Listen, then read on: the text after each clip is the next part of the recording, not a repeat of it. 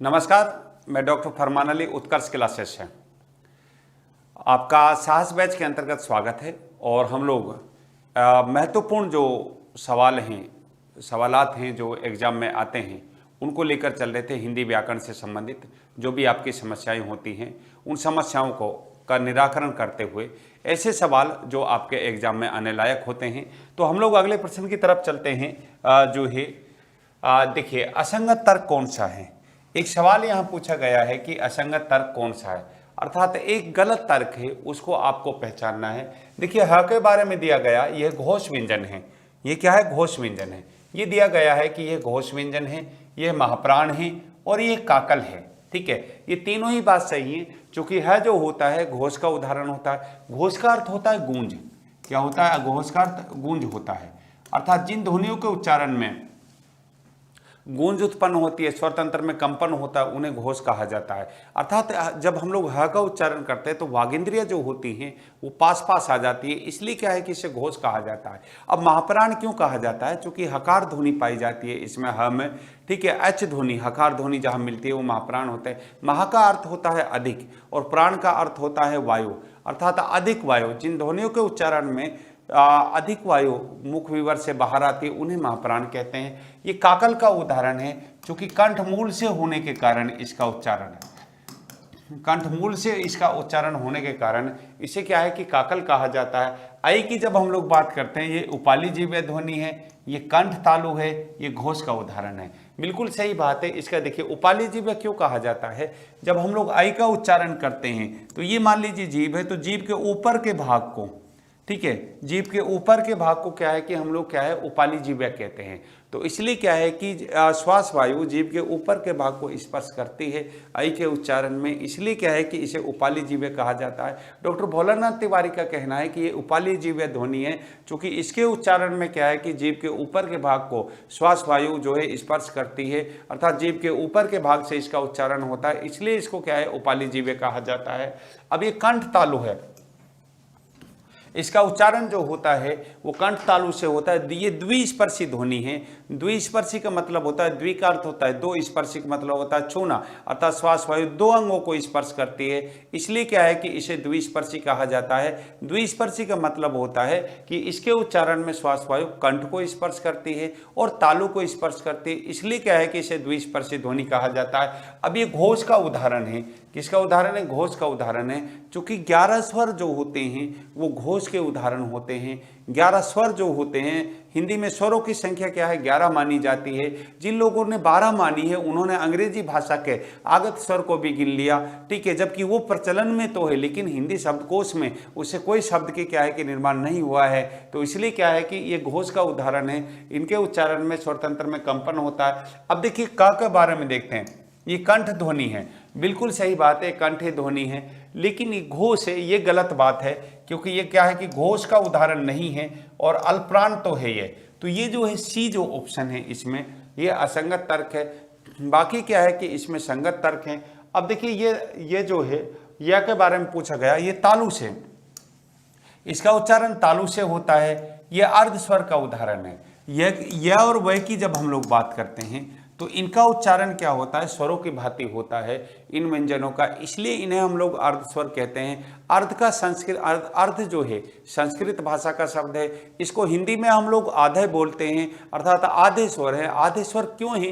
क्योंकि इनका उच्चारण जो है स्वरों की भांति होता है, इसलिए इन्हें अर्ध स्वर कहा जाता है। यह और वह का उच्चारण करते हैं तो यह का उच्चारण में तो तालु और वह का उच्चारण में क्या है कि दंतोष्ठ। क्या है? वह का उच्चारण क्या है? दंतोष्ठ। अब जब इनका उच्चारण करते हैं, यह और वह का उच्चारण करते हैं, तो इनके उच्चारण करते समय, ठीक है, तालु दंत और ओष्ठ श्वास वायु को रोकने की कोशिश तो करते हैं, रोकने का प्रयत्न तो करते हैं, परंतु यह प्रयत्न जो है नहीं के बराबर होता है, इसलिए हम लोग इन्हें क्या है, अर्धस्वर कहते हैं। तो यह और वह को अर्धस्वर कहा जाता है। तो ये अर्धस्वर है और घोष का उदाहरण है, अर्थात अर्धस्वर जो होते हैं वो घोष के उदाहरण होते हैं। तो इसमें सी जो ऑप्शन है ये चाहिए, क्योंकि ये जो है घोष का उदाहरण नहीं है। ये क्या है कि इसकी जगह क्या होना चाहिए था, अघोष ध्वनि होना चाहिए था इसकी जगह। ठीक है, घोष की जगह अघोष शब्द होना चाहिए था, ये इसमें गलत है। अर्थात असंगत तर्क है। अगले प्रश्न की तरफ हम लोग चलते हैं। बहुत ही इंपॉर्टेंट सवाल है। सवाल पूछे ऐसे ही पूछे जाते हैं। आपकी जो है अच्छी तैयारी है और आप लोग जो है आंसर भी सही दे रहे हैं। बहुत सारे बच्चे आंसर सही दे रहे हैं। बहुत सारे बच्चे अपने जो है बातों में लगे रहते हैं। उनको पता नहीं है कि वो बहुत कीमती वक्त को अपने को खो दे रहे हैं और वक्त एक बार निकलने के बाद में फिर वापस में कुछ बचता नहीं है। तो ये समय है साहस बैच के अंतर्गत आपके साहसी तैयारी करने का, और आपसे साहसी ज़्यादा कोई नहीं होना चाहिए, क्योंकि संघर्ष के बाद क्या है, जीत होती है। अर्थात एक फल मिलता है, एक मंजिल मिलती है। उसी की तरफ हम लोग जो चल रहे थे, द्वंद्व समास का समूह नहीं है। एक शब्द जो है इसमें पूछा गया है कि द्वंद्व समास का समूह नहीं है के संदर्भ में पूछा गया है। अब देखिए जो है इसमें जो है एक तो 15 शब्द दे रखा है, 15, 10 और 5, 15 द्वंद्व समास का उदाहरण है। 15 जो शब्द होता है किसका, द्वंद्व का उदाहरण है। 11, 10 और 1, 12, 10 और 2, तो ये तो जो है द्वंद्व समास के उदाहरण है। द्वंद्व ऐसे लिखना चाहिए, ये जो मैंने लिखा है इसे हम लोग ऐसे लिखते हैं द्वंद्व समास, द्वंद्व। तो द्वंद्व ये सही है, ये जो है मानक रूप है हिंदी का, और एग्जाम में भी ऐसा सवाल पूछने को मिला था, अर्थात देखने को मिला था, ऐसा पूछा गया था ऐसा सवाल। सूर्य चंद्र, सूर्य और चंद्र द्वंद्व समास है। जमी आसमां, जमी और आसमां, ये भी क्या है कि द्वंद्व समास का उदाहरण है। तंज मंज, तंज और मंज, ये भी क्या है कि द्वंद्व समास का उदाहरण है। नए के साथ में पूछा गया है। 5वां आदमी, 10 छात्र, दिगु है, 10 छात्रों का, 20 पुस्तक, दिगु है। भुवंत्र, भुवंत्रे, संकलंत्रे, सप्तर्षि। ठीक है, इसमें जो है आपको 10 छात्र, इसमें 2 ऑप्शन पे जाना पड़ेगा आपको। एक क्वेश्चन में जो है एरर है, क्योंकि 5वां आदमी जो है ये कर्मधारय समास है। 5वां है जो आदमी, चूंकि इसका तो समूह तो होगा नहीं, और ये जो है दिगु समास का उदाहरण है। यहाँ एरर है इस सवाल में थोड़ा सा, आप मैं समझा देता हूँ इसको आप लोगों को। ठीक है, भुवंत्रे, तो इसमें जो है दिगु समास है। कौन सा समास है, दिगु समास है। संकलंत्रे, तो इसमें भी क्या है कि दिगु समास है। सप्तर्षि जो है ये जो है कर्मधारय समास का उदाहरण है। ठीक है, सॉरी, 7 ऋषियों का समूह, ये क्या हो गया, दिगु समास का उदाहरण हो गया। तो अब यहाँ देखिए जो है इसमें पूछा गया है द्वंद्व समास का उदाहरण, तो आप जो है इसमें 2 ऑप्शन लगाएंगे। आपको दीपावली पर बहुत सारे बोनस मिल रहे हैं, तो ये भी एक बोनस आप इसे मान लीजिए। तो इसमें क्या है कि 2 आंसर है। आप लोग तो खुश हो गए, क्योंकि जिन लोगों से क्या है डी आंसर लगा रहे थे उनका भी सही है, और जो सी लगा रहे थे उनका भी सही है। लेकिन इनके फैक्ट जो हैं उनको समझ लीजिए। 5वां आदमी, 5वां है जो आदमी, ये कर्मधारय समास है। 10 छात्र, 10 छात्रों का समूह दिगु है। 20 पुस्तक, 20 पुस्तकों का समूह ये दिगु है। भुवंत्रे, ये दिगु समास है, 3 भवनों का समूह। संकलंत्रे, 3 संख्याओं का समूह। सप्तऋषि, सप्तऋषियों का समूह, ये दिगु है। तो इसमें सी और डी जो है ये आंसर है। बाकी इसके जो फैक्ट हैं वो बहुत इंपॉर्टेंट हैं, उनसे सवाल पूछे जाते हैं। अगले प्रश्न की तरफ हम लोग चल रहे थे, और बाकी तो जो है द्वंद्व समास के ही उदाहरण है, और बी में सारे के सारे ऑप्शन अगले सवाल की जगह। ठीक है, सही शब्द है। ठीक है, सही शब्द कौन सा है, अस्पृश्यता। ये जो आरपीएससी ने पूछ लिया था, राजस्थान पब्लिक सर्विस कमीशन में जो है ये सवाल कई एग्जाम में पूछा गया है कि इसमें से सही शब्द कौन सा है, उसको आपको देखना है। देखिए, अस्पृश्यता ये तो गलत है। ये जो इसमें जो है ना, ये जो बी ऑप्शन है ये सही है, क्योंकि इसी तरह से ये लिखा जाता है। अस्पृश्यता इसी तरह से लिखा जाता है। बाकी तो जो है कि इसमें 3 ऑप्शन जो है वो गलत हैं। तो ठीक है, शुद्ध नहीं है, और बाकी ठीक है, एक शुद्ध है। इसमें जो है बी ऑप्शन जो आप इसमें लगाएंगे, कौन सा, बी ऑप्शन जो है ये सही है। इसमें आगे देख रहे थे हम लोग, अगले प्रश्न की तरफ बात कर रहे थे। असंगत कौन सा है, ठीक है, ट्रांजैक्शन, लेन देन, शब्दावली। ट्रेजरी जो है ये कोष धन नहीं होता है, ट्रेजरी, ठीक है, ये गलत है। इसमें विजुअल तो दृश्यमान होता है, वॉलेट पे जो है तहखाना होता है। तो इसमें जो है बी ऑप्शन जो है ये गलत है। अगले जो है असंगत तर्क कौन से, अगला प्रश्न देखिए, बहुत ही इंपॉर्टेंट सवाल है। ठीक है, और आपसे जो है तरह तरह के एक ही सवाल में कई सवालों को आपको उत्तर आने चाहिए, तो ही ये सही हो पाएंगे। इसी तरह का जो है पैटर्न आजकल आने वाला है एग्जाम में, जिसने पिछले सेकंड ग्रेड के एग्जाम में दस्तखत दे दी थी। और इस तरह के एग्जामों पर ठीक है, अगर आपकी पकड़ होती है तो निस्संदेह आप किसी भी एग्जाम को जो है सफल हो जाएंगे, किसी भी एग्जाम में। तो हम लोग जो है इसी सवाल को ले, संयुक्त स्वरों की संख्या 4 होती है, 4 होती है संयुक्त स्वरों की संख्या। देखिए कौन कौन से होते हैं संयुक्त स्वर। जैसे अ में हमने क्या है, ई को मिलाया तो ये क्या हो गया, ए हो गया। इसी तरह से अ में हमने जो है उ को मिलाया तो ये क्या हो गया, ओ हो गया। इसी तरह से हमने ए में ए को मिलाया तो ये क्या हो गया, आई हो गया। इसी तरह से अ में जो है ओ को हमने मिलाया तो ये क्या हो गया, ओ हो गया। अब ये जो है संयुक्त स्वर होते हैं और इनकी संख्या क्या है कि कुल 4 होती है संयुक्त स्वरों की संख्या। वैदिकरण तत्पुरुष समास के 6 भेद होते हैं। कितने भेद होते हैं वैदिकरण तत्पुरुष समास के? 6 भेद होते हैं। बिल्कुल सही बात है, ठीक है। एक तो कर्म तत्पुरुष होता है, करण तत्पुरुष होता है, संप्रदान तत्पुरुष होता है, एक अपदान तत्पुरुष होता है, एक अधिकरण तत्पुरुष होता है और एक क्या होता है, संबंध तत्पुरुष होता है। तो जो आप तत्पुरुष समाज के जिसमें पढ़ते हैं तो वो तत्पुरुष समाज जो है वैदिकरण तत्पुरुष समाज ही है, जिसके 6 भेद होते हैं।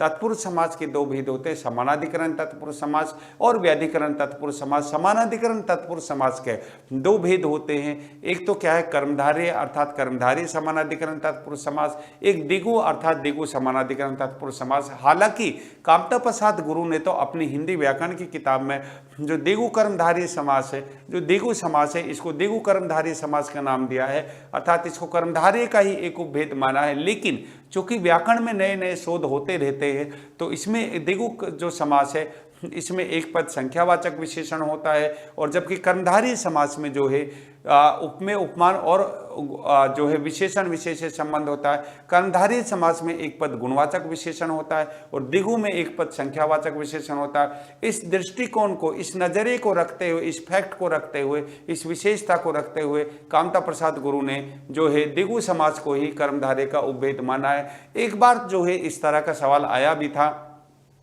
कि कर्मधारय समास का उपभेद कौन सा है, तो उसमें आपको क्या है कि दिगु आंसर लगाना चाहिए, ठीक है। तो दिगु कर्मधारय समास जो है इसका वास्तविक नाम है दिगु कर्मधारय, जिसको हम दिगु समानाधिकरण तत्पुरुष समास भी कहते हैं, जिसको कुछ लोग जिनको अनजाने में कह सकते हैं, भूलवश कह सकते हैं, बहुत मासूम से लोग जो हैं इस दिगु समास को अलग से पढ़ते हैं, जबकि ये अलग से समास नहीं है। कोई ऐसे उत्साही लोगों ने इस व्याकरण का बेड़ा गर्क कर दिया है, इसलिए हिंदी में नंबर नहीं आते हैं। तो अब ये जो है इसमें जो है के 6 भेद होते हैं। दिगु समास को दिगु कर्मधारय समास भी कहा जाता है। बिल्कुल सही बात है, इसे दिगु कर्मधारय समास भी कहा जाता है। हमारी बात ये हो ही रही थी अभी और उसका ऑप्शन भी यहां पर आ गया।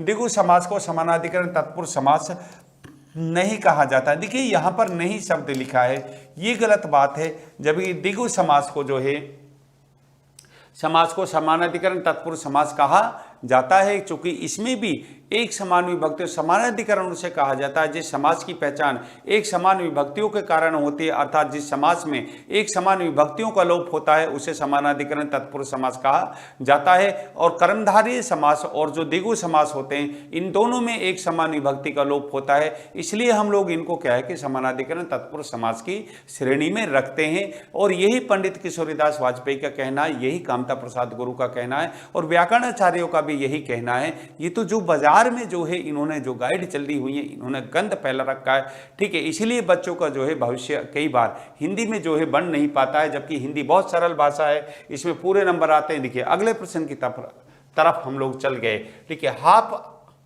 जो है आगत उपसर्ग है, हाफ जो है आगत उपसर्ग है। यहां पर देखिए, ठीक है। उपसर्ग किसे कहा जाता है? उप का अर्थ होता है समीप, अर्थात सर्ग मतलब शब्द, शब्द के पूर्व में लगकर, ठीक है। जो शब्दांश शब्द के पूर्व में जुड़कर, पूर्व में आकर नए शब्द बनाते हैं उन्हें हम लोग उपसर्ग कहते हैं। और हिंदी में उपसर्ग जो है वो संस्कृत भाषा के भी देखने को मिलते हैं, हिंदी उपसर्ग भी होते हैं और उर्दू के उपसर्ग भी लगते हैं, अरबी के उपसर्ग भी हैं, अंग्रेजी भाषा के उपसर्ग भी देखने को मिलते हैं। तो हिंदी में अनेक भाषाओं के उपसर्ग मिल गए हैं, जिसमें से संस्कृत है, उर्दू है, अरबी है, फारसी है और जो है अंग्रेजी भाषा है, तो वो जो उपसर्ग जो होते हैं शब्द के पूर्व में जुड़कर, ऐसे शब्दांश जो शब्द के पूर्व में जुड़कर एक नए शब्द का निर्माण करते हैं, नए शब्द की उत्पत्ति करते हैं, उन्हें उपसर्ग कहते हैं। तो हाफ जो है अंग्रेजी का आगत उपसर्ग है। अब तो जानते ही हैं ये, कुछ बच्चे जो है बहुत सही आंसर देने में लगे हुए हैं। देखिए आविर्भाव जो जन्म का, आविर्भाव जन्म का पर्यायवाची है, ठीक है, बिल्कुल सही। पुस्तक आगत शब्द है, ठीक है। सड़क उच्छिप्त है, देखिए पुस्तक जो है ये आगत शब्द नहीं है, ये नहीं है, क्योंकि पुस्तक जो है ये संस्कृत भाषा का शब्द है। क्या है? संस्कृत भाषा का शब्द है और ये आगत शब्द नहीं है। जो आविर्भाव जो है जन्म का पर्यायवाची है।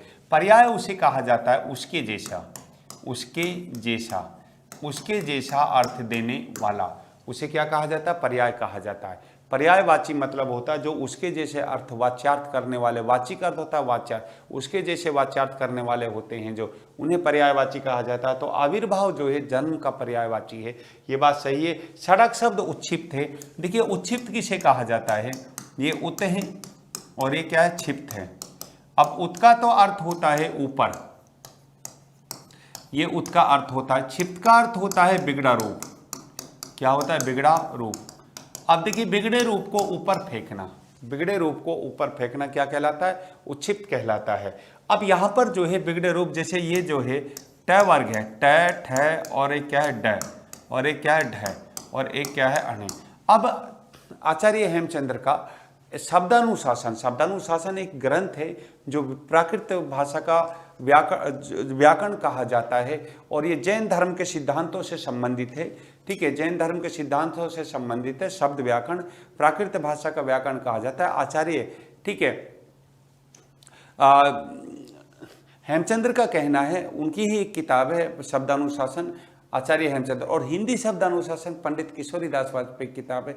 दोनों का ध्यान रखिए, दोनों का नॉलेज जो कि काफ़ी चर्चित होती हैं, हम डेली इनका उच्चारण करते हैं, तो कहीं ना कहीं क्या होता है कि ये नज़र में पड़ जाती हैं। जब पेपर बनाते हैं तो इन किताबों को देखा जाता है और जो है सवाल इनमें से आते हैं। तो उन्होंने का ये कहना है कि पश्चिमोत्तर प्रांतों से भारत में कुछ जातियाँ 5वीं-6वीं शताब्दी में आ गई थी, जिनसे क्या है कि ड और ढ का सही उच्चारण नहीं होता था, तो इन ड का उच्चारण ढ के रूप में और ढ का उच्चारण ढ के रूप में करते थे। तो अब इनकी पहचान कैसे हुई? 1935 में जो हिंदी साहित्य सम्मेलन इंदौर में हुआ था। इंदौर तो बहुत चर्चित नाम है हमारा, वहाँ पर एक उत्कर्ष सेंटर भी है। आप लोग इंदौर वाले जो बच्चे हैं वो इंदौर में एडमिशन ले सकते हैं, और जो जयपुर राजस्थान के हैं वो जयपुर और जोधपुर, उनको 2 जगह 2 बड़े शहरों में सुविधाएं मिली हुई हैं। और जो उत्तर प्रदेश के वो प्रयागराज में ले सकते हैं, ठीक है। ऑफलाइन और ऑनलाइन दोनों ही कोर्स हमारे अच्छे हैं, आप देख लीजिए अपने हिसाब से। तो अब उनका ये कहना था 1935 में जो हिंदी साहित्य सम्मेलन हुआ था इंदौर में, तो गांधी जी ने काका कालेलकर के अध्यक्षता में एक काका कालेलकर लिपि सुधार आयोग गठित कर दिया, जिसने सुझाव दिया कि यदि ड का उच्चारण ड़ के रूप में होता है तो इसके नीचे नुक्ता लगा देना चाहिए ड़, और ढ का उच्चारण यदि ढ के रूप में होता है तो इसके नीचे भी नुक्ता लगा देना चाहिए। अब जीभ के द्वारा तो ट वर्ग पूरा फेंका जाता है ऊपर, लेकिन ये जो है ये बिगड़ा हुआ रूप है। ये क्या है? बिगड़ा हुआ रूप है। तो सड़क जो है ये उच्छिप्त का उदाहरण है, बिल्कुल सही बात है। इसमें सी जो है ये गलत आंसर है। अगले जो है प्रश्न की तरफ हम लोग चल रहे थे। असंगत कौन सा है, अर्थात एक गलत है, इनमें से उसको पहचानना है आपको। किसान खेती करता है, अभ्यास द्योतक पक्ष, किसान खेती करता है, बच्चा पढ़ता है, गीता गीत गाती है, अध्यापक पढ़ाता है, ठीक है। अब यहाँ देखिए गीता आम खाती है, कर्तृवाच्य है, ठीक है। क्या है? कर्तृवाच्य। तो अब गीता के द्वारा क्या है? खाती है जो क्रिया है, इसका रूप परिवर्तन हो रहा है, तो ये क्या है कि कर्तृवाच्य का उदाहरण है। जिसे समानता और सज्जनता देखते हैं, भाववाचक संज्ञा है। चंचला क्या है कि पुल्लिंग शब्द है, नहीं ये जो है ये गलत है यहाँ पर, ठीक है, ठीक है, गलत है यहाँ पर। जैसे चंचल शब्द जो है, ठीक है, चंचल शब्द है वो पुल्लिंग होता है, पुल्लिंग जो शब्द होता है वो चंचल होता है। क्या होता है? चंचल शब्द जो होता है वो पुल्लिंग होता है। अब यहाँ देखिए ये जो चंचल शब्द है ये पुल्लिंग है, चंचला जो शब्द है ये स्त्रीलिंग है। ये क्या हो गया? स्त्रीलिंग शब्द है। अगर आप जो है से चंचल शब्द में यदि आप प्रत्यय जोड़ देते हैं तो वो शब्द स्त्रीलिंग बन जाता है चंचला।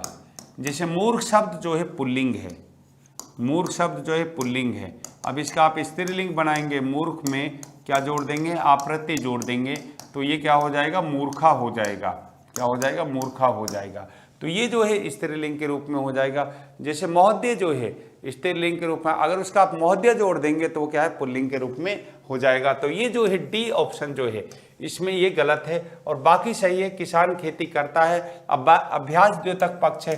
पक्ष कहा जाता है कि कौन सा कार्य किस काल या अवधि के मध्य हो रहा है, उस काल या अवधि को देखना पक्ष कहलाता है। और यहाँ पर जो है हम लोग जब बात कर रहे थे अभ्यास द्योतक पक्ष का उदाहरण है, गीता आम खाती है। ये क्या है कि कर्तृवाच्य का उदाहरण है। किसका उदाहरण, कर्तृवाच्य का। चूंकि यहाँ पर कर्ता के अनुसार क्रिया का रूप परिवर्तन हुआ है तो ये क्या है कि कर्तृवाच्य का उदाहरण है। समानता सज्जनता जो है भाववाचक संज्ञा के उदाहरण है। तो चंचल शब्द पुल्लिंग शब्द, ठीक है, चंचला शब्द पुल्लिंग शब्द, ये गलत है। जबकि चंचला शब्द जो है स्त्रीलिंग शब्द होना चाहिए था, इसकी जगह क्या होना चाहिए था, ये स्त्रीलिंग शब्द होना चाहिए था इसकी जगह। तो आगे देखते हैं, अगले प्रश्न की तरफ हम लोग बढ़ रहे थे। देखिए दीवार किस भाषा का शब्द है। देखिए भाई साहब दो ही दीवार हुई हैं अभी तक तो, ठीक है। एक तो ये मेरे पीछे दीवार है जो उत्कर्ष की दीवार है, और एक अमिताभ बच्चन की एक दीवार फिल्म आई थी। तो दो दीवार हुई है अमिताभ, और दोनों दीवार क्या है, मील का पत्थर है, ठीक है। अब देखिए यहाँ पर जो है शिक्षा की दीवार जो है वो उत्कर्ष है, जो किसी भी तूफान को आने से रोक लेगी। अर्थात आपने देखा होगा कोरोना काल में, ठीक है, जब पूरा विश्व अपने घरों के अंदर बैठा था तो उत्कर्ष एक ऐसा संस्थान है जिसको यूट्यूब के माध्यम से आप घर घर तक जो है शिक्षा को पहुंचा दिया था। तो लोग जो है दवा ले रहे थे, ड्रॉप डाल रहे थे, और उत्कर्ष जो है इल्म का, ज्ञान का, नॉलेज का आपको आपके ड्रॉप डाल रहा था, ठीक है। तो अब ये जो है ये खासियत है। तो खैर हम लोग इसकी तरफ चल रहे, दीवार की तरफ, इससे बातचीत आ गई थी। आपको तो पता ही है दीवार अरबी भाषा का शब्द है। किसका है, इसमें 4 ऑप्शन दिए हैं, उर्दू, अरबी, फारसी और हिंदी। तो दीवार किस भाषा का शब्द है, अरबी भाषा का शब्द है। अगले सवाल की तरफ जो है 21वां जो है सवाल है, इसमें असंगत तर्क कौन सा है। अर्थात एक जो है इसमें गलत तर्क है, बाकी जो है इसमें सही है। जैसे संयोजक और एवं तथा, ठीक है, संयोजक है। विरोध को कौन कौन दर्शा रहे हैं, जैसे किंतु है, परंतु है, लेकिन है, ठीक है। और इसके साथ में हम एक पर और लिख देते हैं, तो विरोध दर्शाने वाले अब ये पूरे हो जाएंगे। जैसे किंतु, परंतु, ठीक है, किंतु, परंतु, लेकिन, पर, ये क्या है कि विरोध को दर्शाते हैं। अब विकल्प को दर्शा रहे हैं, जो या है अथवा विकल्प को दर्शा है। परिणाम को इसलिए वस्तुतः यदि, अब देखिए यदि जो है ये शर्त को दर्शा रहा है। किसको दर्शा रहा है, शर्त को दर्शा रहा है। तो यदि जो है यहाँ पर इसमें डी जो ऑप्शन है ये गलत है, क्योंकि यदि शर्त को दर्शा रहा है, यदि जैसे हम लोग कहें यदि गीता गाना गाएगी तो श्याम क्या है, ठीक है, नाचा करेगा। तो ये क्या है, यदि जो है शर्त को दर्शाता है। यदि 100 रुपये मिलेंगे तो मैं भी साथ चलूंगा, यदि मोहन आएगा तो मैं भी आऊँगा। यदि जो है शर्त को दर्शाता है तो इसे हम लोग क्या है, शर्तवाची, ठीक है, क्रिया विशेषण आश्रित वाक्य के संदर्भ में लेकर जाते हैं। आगे देख रहे थे हम लोग जो है 22वां प्रश्न है। देखिए असंगत तर्क कौन सा है। इसमें से जो है असंगत तर्क जो है वो ढूंढना। हिंदी वर्णमाला में 11 स्वर होते हैं। देखिए बात हो ही रही थी हमारी, ठीक है, इसकी जो है हिंदी वर्णमाला में कुल 11 स्वर होते हैं। और बहुत सवाल जो है ऐसे सवाल पूछे जाते हैं कि वर्णमाला में कितने स्वर, हिंदी में कुल कितने स्वर होते हैं, 11 स्वर होते हैं। कई बार ये सवाल जो है एग्जाम में भी आपसे पूछा गया है। अब हिंदी वर्णमाला में 33 व्यंजन होते हैं, बिल्कुल सही बात है, 11 स्वर और 33 व्यंजन, ठीक है, 11 स्वर और 33 व्यंजन, कुल कितने हो गए, 44 वर्ण हो गए। उच्छिप्त वर्णमाला की ध्वनि है, नहीं, बिल्कुल नहीं है। उच्छिप्त वर्णमाला की ध्वनि कैसे हो जाएगी, ये तो अलग से आती है। असंगत तर्क जो है, अयोगवाह देवनागरी लिपि में हिंदी में 2 ध्वनियां हैं। अयोगवाह देवनागरी लिपि हिंदी में 2 ध्वनियां हैं, ठीक है। कौन सी 2 ध्वनियां हैं, अयोगवाह, ठीक है। देवनागरी लिपि में प्रचलन में अयोगवाह किसे कहा जाता है, देखिए समझ लीजिए पहले इसको। एक तो आ है, इसमें आ का तो अर्थ क्या हो गया, बिना। एक योग है संस्कृत भाषा का, इसको उर्दू में क्या बोलते हैं, साथ। एक वहा है संस्कृत भाषा का, इसको क्या बोलते हैं, चलना, ठीक है। साथ चलना क्या कहलाता है, अयोगवाह कहलाता है। अर्थात योग नहीं होने पर भी जो ध्वनियाँ साथ साथ हैं उन्हें अयोगवाह ध्वनि कहते हैं। उच्छिप्त वर्णमाला की ध्वनि है, यही गलत है, इसमें ये वर्णमाला की ध्वनि नहीं है, इसमें सी जो ऑप्शन आया है ये गलत है। बाकी की जो है सारे के सारे जो तर्क है वो सही हैं। तो इस तरह के सवाल जो है बहुत ही अच्छे सवाल होते हैं और सरल सवाल होते हैं, इनसे आपकी तैयारी अच्छी हो जाती है। अगर आपके क्या किसी टॉपिक की आपकी परिभाषा याद नहीं है, कॉन्सेप्ट क्लियर नहीं है, तो निसंदेह वो क्वेश्चन गलत हो जाएगा। और आपके कॉन्सेप्ट क्लियर है तो फिर वो क्या है कि सही हो जाएगा। अगले सवाल की तरफ हम लोग बात कर रहे थे, प्रश्न की तरफ चल रहा है। असंगत कौन सा है? देखिए, राजस्थान संस्कृत भाषा का शब्द है, ठीक है। क्या है? राजस्थान लोक सेवा आयोग। 4 शब्द लिख दिए इसमें आपने। राजस्थान जो है संस्कृत भाषा का शब्द है, लोक जो है संस्कृत भाषा का शब्द है, सेवा हिंदी भाषा का शब्द है, आयोग जो है संस्कृत भाषा का शब्द है। अब ये जो सेवा है ना, ये हिंदी भाषा का शब्द नहीं है, ये किस भाषा का शब्द है? ये संस्कृत भाषा का शब्द है। सेवा शब्द जो है ये हिंदी भाषा का नहीं है, ये क्या है? संस्कृत भाषा का शब्द है, ठीक है। तो इस तरह के सवाल जो है कोई तत्सम पूछा जाता है, आगत है, देशज है, विदेशी है, प्राकृत भाषा है, हिंदी भाषा। हिंदी भाषा की समृद्धि यही है, यही उसकी खूबसूरती है कि उसमें अलग अलग भाषाओं के शब्द जो है देखने को मिलते हैं, यही खूबसूरती है इसकी। आगे देख रहे थे हम लोग प्रश्न जो है सही शब्दों का समूह है, ठीक है। ये सवाल एक पूछा गया है कि सही शब्दों का, ठीक है, समूह है। मध्वाचार्य, अत्यधिक, त्योहार, ठीक है। अब देखिए, पहले हम लोग यहां से सही करते हुए चलते हैं, फिर देखते हैं कि इनमें से सही शब्दों का समूह कौन सा है। अब ये जो है मधुधन आचार्य होता है, मधुधन क्या है? आचार्य होता है। तो ये जो है मध्वाचार्य होता है, क्या होता है? मध्वाचार्य होता है। अब ये जो है इसमें जो है संधि से संबंधित गलती है। अत्यधिक में देखते हैं, ये सही है। त्योहार शब्द जो है ये क्या है? त्योहार। ये शब्द जो है त्योहार, ये ऐसे लिखा जाता है, यह मात्रा से संबंधित गलती है, संधि से संबंधित, तो ये तो समूह नहीं है। अत्यंत में देखते हैं, सरस्वती आराधना में देखते हैं, लक्ष्मी छाया में देखते हैं। देखिए, अत्यंत में देख लीजिए आप, क्या होता है, जैसे विच्छेद करके देख लीजिए इसका, तो सही शब्द निकल कर अति धन अंत, तय में अंतिम ध्वनि क्या है? एक ही है, ये अ हो गया। परिवर्तन क्या हो जाता है? ये में। तो अत्यंत, ये क्या हो जाता है? अत्यंत शब्द हो जाता है, ये तो सही है। सरस्वती धन आराधना, देखिए सरस्वती धन क्या है? आराधना है, ये सरस्वती धन आराधना है।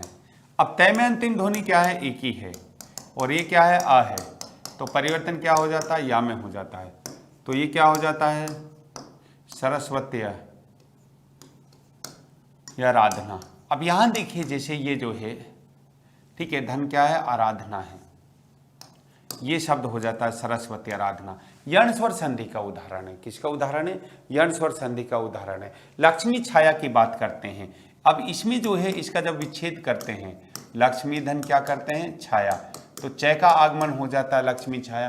तो सही शब्दों का समूह, एक तो ये क्या है कि इसमें बी आंसर जो है ये सही है। जगत जीवन की जब हम लोग बात करते हैं, ये जगत धन जीवन होता है, क्या होता है? जगत धन क्या होता है? जीवन होता है। तो ये जो है जगजीवन, तो क्या होता है? ये जगजीवन। तो ये शब्द जो है गलत है यहाँ पर, ठीक है। सन्यासी जो है यहाँ गलत लिखा गया है, सन्यासी जो है ऐसे लिखते हैं। आपके इस तरह के जो सवाल है, 3 से 4 सवाल आते हैं, शब्द सही और गलत का, ठीक है। ईद उल फित्र जो है ये गलत लिखा गया शब्द है। ये जो है ईद उल फित्र, फित्र शब्द जो है ये ऐसे लिखा जाता है, ठीक है। कैसे लिखा जाता है? ईद उल फित्र जो शब्द है ये जो है गलत लिखा गया है यहाँ पर, ये फित्र नहीं होता है, ये गलत लिख दिया यहाँ पर। ये क्या होता है? फित्र होता है, ठीक है। मैं यहाँ लिख देता हूँ इसको, क्योंकि अधिकतर जो है इसको गलत ही लिखते हैं। फित्र, फित्र का अर्थ होता है रोजा खोलना, क्या होता है? रोजा खोलना। ये जो है फित्र का अर्थ होता है, अर्थात रोजा खोलने के बाद। ईद का मतलब होता है त्योहार, खुशी। रोजा खोलने के बाद में जो त्योहार मनाया जाता है, जो खुशी मनाई जाती है, उसे ईद उल फित्र कहा जाता है। ये फितर शब्द नहीं होता, फित्र शब्द होता है। अब देखिए, नुपुर जो है ये गलत ठीक लिखा हुआ है। सुषुप्त जो है, निपुर तो ठीक है, सुषुप्त जो है ठीक है, नुपुर भी जो है, आप देखिए इसको, और अब इसको देखिए सुषुप्त, ये जो है सुषुप्त ऐसे लिखा जाता है। तो ये जो गलत है, इसमें क्या है कि ये सही समूह है, और फिर जो है बाकी जो है गलत है। अगले जो है प्रश्न की तरफ हम लोग चल रहे थे। देखिए, अखंड का अनेकार्थी नहीं है, अखंड का जो है अनेकार्थी कौन सा नहीं है? बहुत आसान सा सवाल है, अखंड का अनेकार्थी नहीं है। अब यहाँ देखिए, जैसे जो है निर्विधन, पूरा, शस्त्र और समूचा।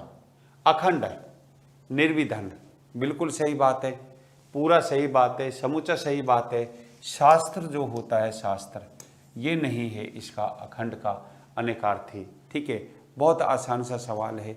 ये सवाल जो है वैसे भी आसान लग रहा है और देखने में, लेकिन क्या है, हो गलत जाता है ऐसे सवाल जो है। देखिए अगले प्रश्न की तरफ हम लोग चल रहे थे। भाववाचक संज्ञा का उदाहरण है। ठीक है, भाववाचक संज्ञा का उदाहरण कौन सा है? अब देखिए ये जो है भाववाचक संज्ञा का उदाहरण कौन सा है? सोना है, लकड़ी है, कपड़ा है, लिखाई है। देखिए सोना जो शब्द है ये द्रव्यवाचक हो गया। क्या हो गया? द्रव्यवाचक। ठीक है, संज्ञा का उदाहरण हो गया। सोना होता है ना गोल्ड, द्रव्यवाचक संज्ञा हो गया। और लकड़ी जो है ये क्या है कि द्रव्यवाचक संज्ञा हो गई। कौन सी हो गई? द्रव्यवाचक संज्ञा। चूंकि लकड़ी को तोला जाता है, ये भी द्रव्यवाचक संज्ञा का उदाहरण है। कपड़ा जो है इसको नापा जाता है, तो ये भी क्या हो गई? द्रव्यवाचक संज्ञा का उदाहरण हो गई। किसका हो गई? द्रव्यवाचक संज्ञा का उदाहरण हो गई। कपड़े को क्या है? नाप, तोल और माप वाली वस्तुओं के नाम जो है द्रव्यवाचक संज्ञा के अंतर्गत आते हैं। ठीक है, नाप, दोबारा से सुनिए, द्रव्यवाचक संज्ञा किसे कहा जाता है?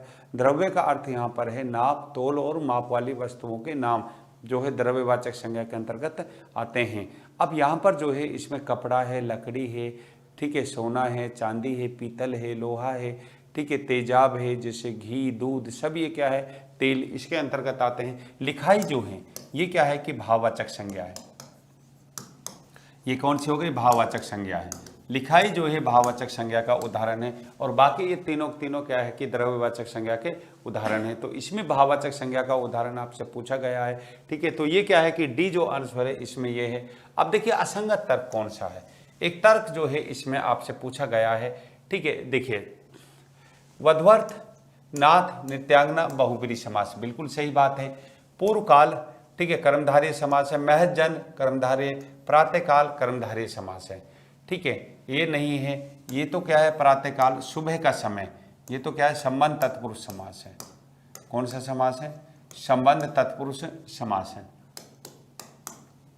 प्रातःकाल में जो है संबंध तत्पुरुष, दर्जन, कोटि, शतक, द्विगु समास है। बिल्कुल सही बात है। दर्जन 12 की संख्या होती है, कोटि जो है 20 की संख्या होती है। किसकी संख्या होती है? ये कोटि जो है 20 की संख्या होती है। शतक 100 का समूह, द्विगु समास है। तिमंजिला, नीलकंठ, जलज, ठीक है, जलज को ध्यान रखिएगा, बहुत बार आरपीएससी ने पूछा गया है। नीलकंठ शब्द में भी बहुत बार पूछा गया है, और इसकी जो है आने की पूरी संभावना है तिमंजिला के। ये बहुब्रीहि समास के उदाहरण है।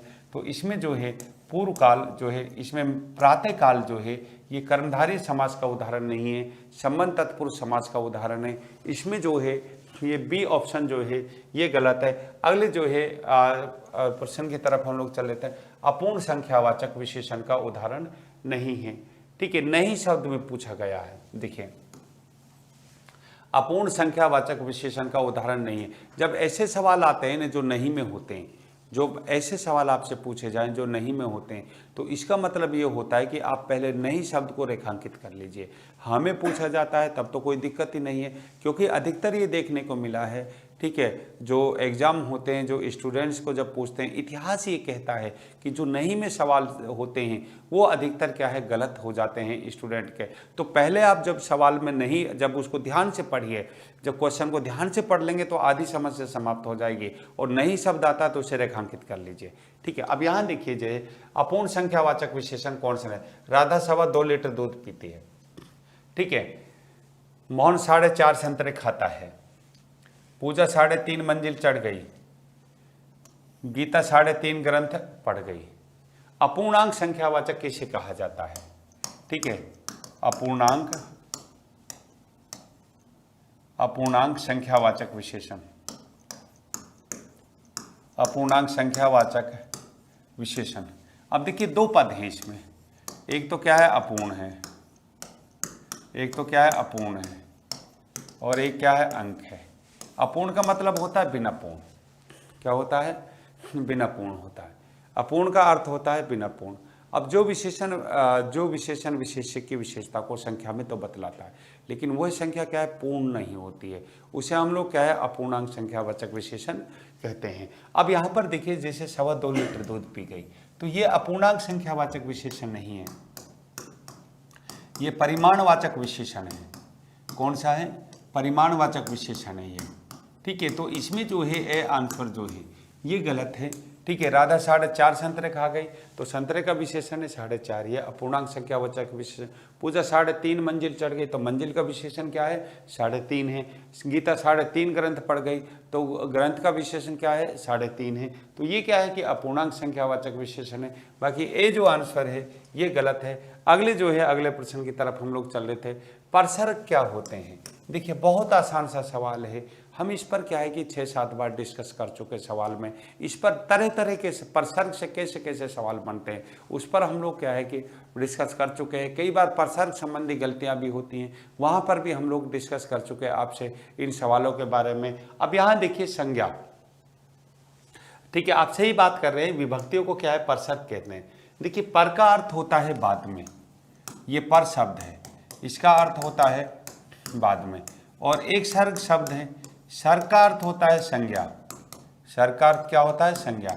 अब संज्ञा सर्वनाम के बाद में जो चिन्ह आते हैं, संज्ञा सर्वनाम के बाद में जो चिन्ह आते हैं उन्हें परसर्ग कहते हैं। आप ऐसा कह सकते हैं, विभक्तियां जो होती हैं उन्हें ही परसर्ग कहा जाता है। परसर्ग के 2 प्रकार होते हैं, विभक्तियों के 2 प्रकार होते हैं, एक संश्लिष्ट विभक्ति होती है और एक क्या है, विश्लिष्ट विभक्ति होती है। आप इनको ऐसे भी कह सकते हैं, संश्लिष्ट परसर्ग, और एक क्या होता है, विश्लिष्ट परसर्ग। तो इसकी क्या है कि 2 भेद होते हैं।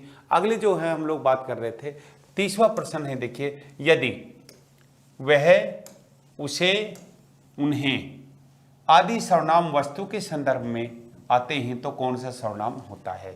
अब ये सवाल क्यों बना हुआ, इस पर हम लोग बातचीत कर लेते हैं, क्योंकि यह, वह, उसे, उन्हें जो है अन्य पुरुषवाचक सर्वनाम भी होते हैं और निश्चयवाचक सर्वनाम भी होते हैं, ठीक है, ये आप लोग जानते हैं। यह, वह, उसे, उन्हें, इन्हें, ये अन्य पुरुषवाचक सर्वनाम भी होते हैं और ये क्या है कि निश्चयवाचक सर्वनाम भी होते हैं। जब यह, वह, उसे, उन्हें, ठीक है, वस्तु के संदर्भ में आते हैं या पशु पक्षियों के संदर्भ में आते हैं तो फिर ये क्या है कि निश्चयवाचक सर्वनाम कहते हैं। जैसे वह उड़ रहा है, उड़ रहा जो क्रिया होती है वो किसके संदर्भ में आती है, पक्षियों के संदर्भ में आती है, तो ये क्या है कि निश्चयवाचक सर्वनाम हो जाएगा। जैसे वह गिर गया, गिरना क्रिया जो है प्राय वस्तु के संदर्भ में माना जाता है, तो ये निश्चयवाचक हो गया। जैसे वह पढ़ रहा है, तो अब पढ़ना क्रिया क्या है कि व्यक्ति के संदर्भ में होती है, तो ये क्या है कि यहाँ पर वह पढ़ रहा है, ये क्या है कि अन्य पुरुषवाचक सर्वनाम हो गया। अब जब ये वस्तु के संदर्भ में आते हैं, किसके संदर्भ में आते हैं, वस्तु के, तो ये जो है यह, वह, उसे, उन्हें आदि सर्वनाम वस्तु के संदर्भ में आते हैं तो कौन सा सर्वनाम होता है, अन्य पुरुषवाचक, निश्चयवाचक होता है। कौन सा होता है, निश्चयवाचक सर्वनाम यहाँ पर है, ठीक है। संबंधवाचक में तो जो है, ठीक है, कौन कौन से होते हैं, जो और सो। पुरुषवाचक में जो है, ठीक है, इसके 3 भेद होते हैं, उत्तम पुरुष, मध्यम पुरुष और अन्य पुरुष। उत्तम पुरुष में मैं, मेरा, मुझे, हम, हमारा। मध्यम पुरुष में तू, तुम, आप, ठीक है, वो आता है। अन्य पुरुषवाचक सर्वनाम में यह, वह, उसे, उन्हें, तो ये क्या है, ठीक है, तो ये जो है निश्चयवाचक सर्वनाम के उदाहरण है। अगले प्रश्न की तरफ हम लोग बात कर रहे थे। देखिए, छात्र एवं छात्राएं लड़ाई झगड़े से घृणा करते हैं।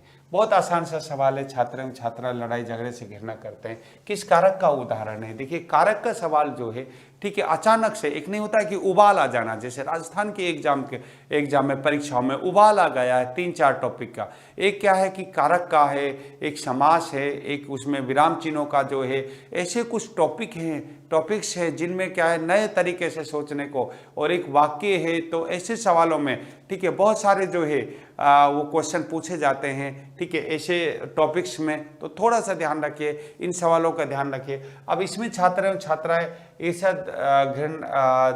लड़ाई झगड़े से घृणा करते हैं, किस कारक का उदाहरण है, अपादान कारक, अधिकरण कारक, संप्रदान कारक और संबोधन कारक। देखिए, लड़ाई झगड़े से घृणा करते हैं, तो यहाँ पर जो है लड़ाई झगड़ा जो है ना, ये अपादान का है, क्या है, घृणा जहाँ होता है वो क्या होता है, अपदान होता है, ठीक है। अपदान कारक का ये उदाहरण है, किसका है, अपदान। अपदान उसे कहा जाता है जिस संज्ञा से अलग होने का भाव व्यंजित होता है उसे अपदान कहा जाता है। अब अधिकरण कारक तो आधार को कहते हैं। अधिकरण का शाब्दिक अर्थ क्या होता है? आधार। अपदान का शाब्दिक अर्थ क्या होता है? अलग होना। क्या कहा जाता है? अलग होना। जिस संज्ञा से अलग होते हैं उसे अपदान कहते हैं। जिस आधार पर क्रिया घटित होती है उसे अधिकरण। जिसके लिए दिया जाता है उसे संप्रदान कारक कहा जाता है। जिसके लिए कुछ क्रिया की जाती है उसे संप्रदान कारक कहा जाता है। संबोधन कारक जिसके द्वारा संबोधित किया जाता है उसे क्या है कि संबोधन कारक कहा जाता है। तो इसमें जो है अपदान कारक का उदाहरण है। 31वां सवाल जो है इसमें क्या है कि 31 जो है, ठीक है, जो क्वेश्चन नंबर है इसमें ए आंसर है ईर्ष्या द्वेष से। ठीक है, ईर्ष्या द्वेष है, घृणा है, लड़ाई झगड़ा है, निकलना है, भागना है, गिरना है, अलग होना है। ठीक है, तो ये क्या है कि अपदान कारक के उदाहरण होते हैं। देखिए अगला जो है 32वां प्रश्न है, निकिता चली गई। इस वाक्य में समापिक क्रिया कौन सी है? ठीक है, कौन सी है समापिक क्रिया? कौन सी है? समापिक क्रिया का मतलब होता है, समापिक क्रिया पूछा गया। देखिए दो पद है इसमें, एक तो समाप है और एक क्या है? इक है। अर्थात जिससे वाक्य की समाप्ति होती है उसे क्या है? समापिक क्रिया कहा जाता है। ऐसे सवाल जो है दो और भी सवाल पूछे गए हैं, उनको आप लोग जानते ही हैं। तो आप लोग जानते हैं तो समापिक क्रिया किससे हुई? गई जो है, इससे क्या है कि क्रिया कार्य की समाप्ति हुई। तो गई जो है यहाँ पर क्या है? समापिक क्रिया के संदर्भ में मान जाएगी।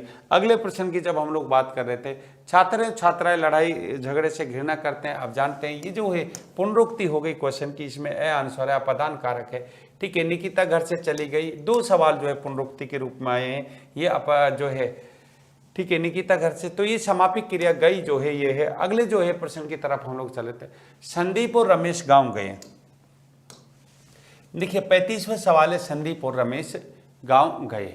अब इसमें ये पूछा गया है कि इसमें, ठीक है, कौन सी क्रिया है? अकर्मक है, सकर्मक है। अब देखिए कहाँ जो क्रिया घटित होगी वो कहाँ होगी?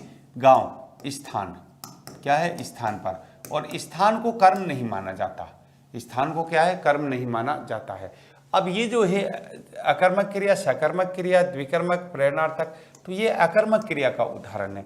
क्योंकि जो स्थान होता है ना, स्थान जो होता है, काल जो होता है, रीति जो होती है, उसे कर्म नहीं माना जाता। यह अकर्मक क्रिया के उदाहरण होते हैं। अर्थात बिना कर्म के ही, जैसे ठीक है सोहन आगरा जा रहा है, दीपा क्या है? छत पर बैठी है। छत को हम लोग स्थान है, इसको कर्म नहीं मान सकते। ठीक है, जैसे बिल्ली मेज पर बैठी है, तो मेज कर्म नहीं है, ये क्या है? स्थान है। और स्थान को कर्म नहीं माना जाता है और काल को भी नहीं माना जाता है। जैसे दीपावली कल आएगी, तो कल जो है ये क्या है? कालवाचक क्रिया विशेषण है, ये क्रिया की विशेषता बतलाता है। हमेशा आप ध्यान रखना, स्थान, काल, रीति और परिमाण को कर्म नहीं माना जाता है। ये सारे अकर्मक क्रिया के उदाहरण होते हैं। अगले प्रश्न की तरफ हम लोग चल रहे हैं। ठीक है, आप लोग सही जवाब देते हैं और आपकी अच्छी तैयारी चल रही है। देखिए फलाहार शब्द में कौन सा समास है? बहुत आसान सा सवाल पूछा गया है।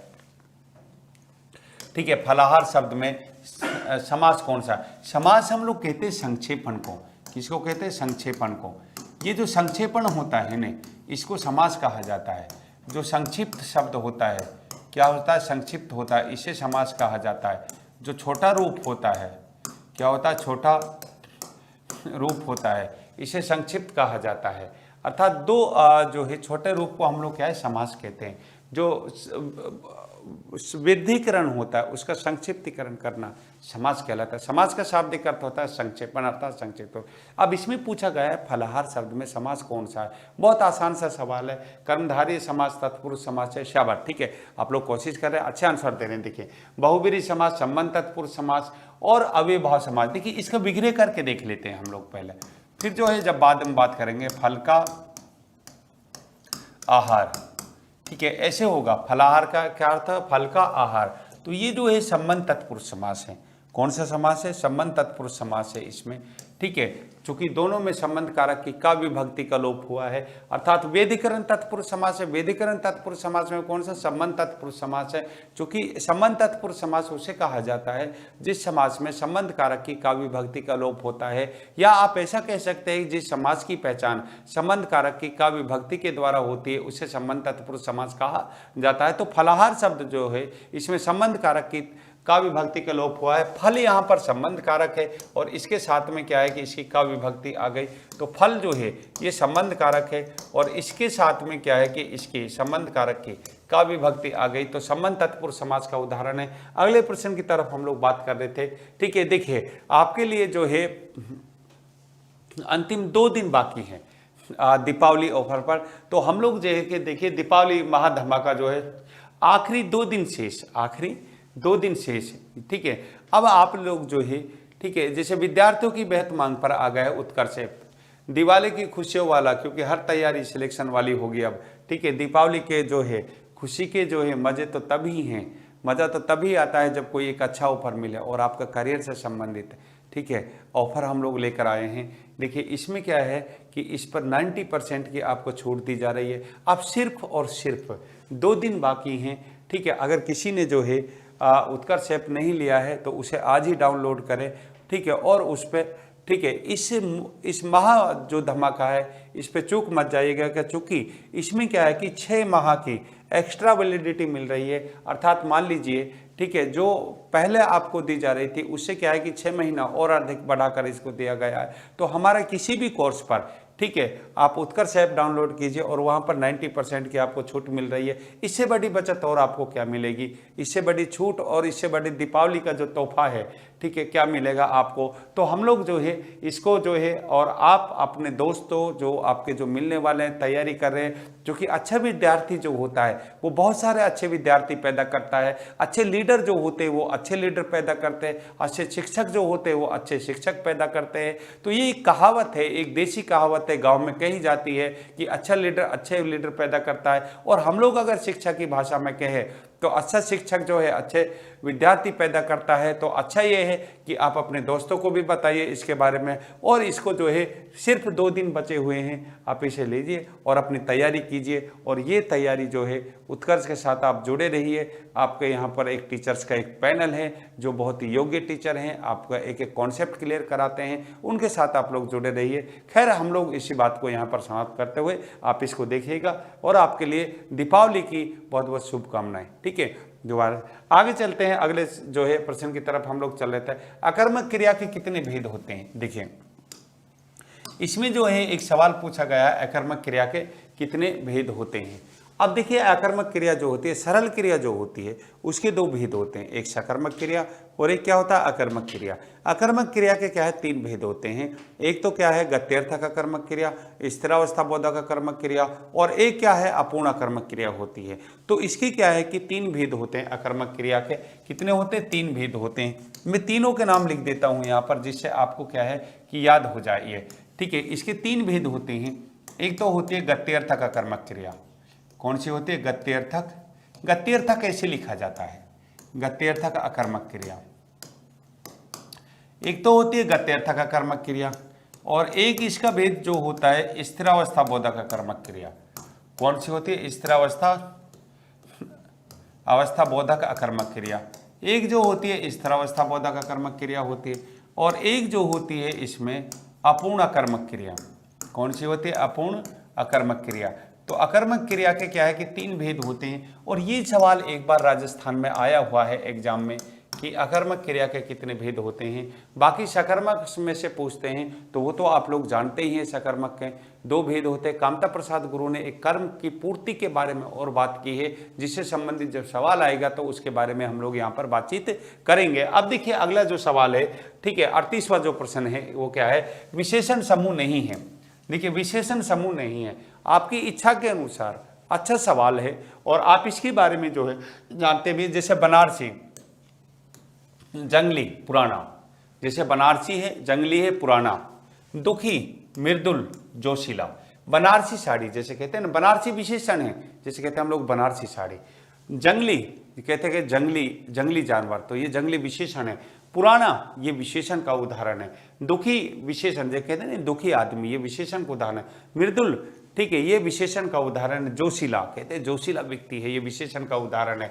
नागरिक, दैनिक, ये विशेषण के उदाहरण है। ठीक है, और वर्ष जो है ने ये संज्ञा है।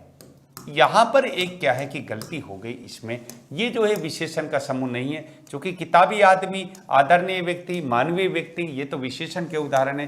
तो इसमें सी जो ऑप्शन है वर्ष जो है ये संज्ञा का उदाहरण है, विशेषण का उदाहरण नहीं है। और इसी अच्छे सवाल के साथ में हम लोग अपनी क्लास को यहीं पर आज रोकते हैं। शुभ रात्रि।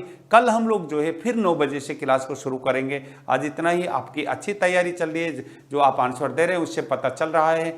ठीक है, आज इतना ही। ठीक है, नमस्कार।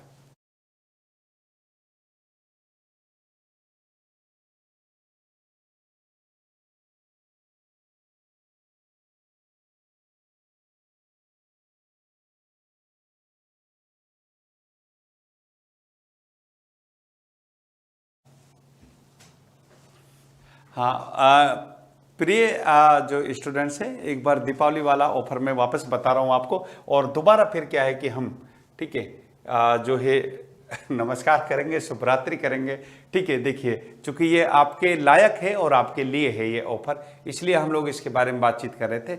दिवाली जो महाधमाका है, आखिरी 2 दिन शेष है इसमें। और हमारे सभी कोर्स पर जो है उत्कर्ष के जो सभी कोर्स है उन पर क्या है 90% की क्या है कि आपको छूट है। ये कोर्स ऐसे हैं जो आपको आपकी मंजिल तक लेकर जाएंगे, आपको करियर को बनाएंगे, आपके खुशहाली लेकर आएंगे, आपके घर में, समाज में, और राष्ट्र की सेवा करने का भी एक मौका मिलेगा आपकी नौकरी जब लगेगी। तो इसलिए आप जो है इसमें जो है 90% के छूट के साथ में 6 महीने की एक्स्ट्रा वैलिडिटी मिल रही है। और टेस्ट सीरीज जो हम लोग जिनको दूसरे लोग जो है या पैसे से देते हैं, हम लोग यहाँ पर क्या है आप लोगों को फ्री करा रहे हैं। ठीक है, इसी के साथ दे रहे हैं, इसी के साथ में। तो आप लोग जो है एक बार पुनः मेरी तरफ से इस शानदार तोहफे के साथ में दीपावली की हार्दिक शुभकामनाएं। नमस्कार, शुभ रात्रि।